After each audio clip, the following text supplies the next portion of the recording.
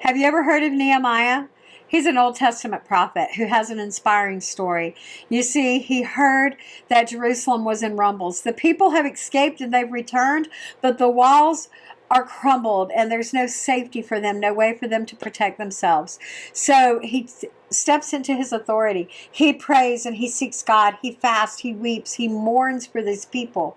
And then he takes his passion and he goes to the king and asks for permission to go rebuild those walls. In 52 days, the walls of that city were rebuilt. So these people's honor and safety were restored because of one man's desire, one man's passion.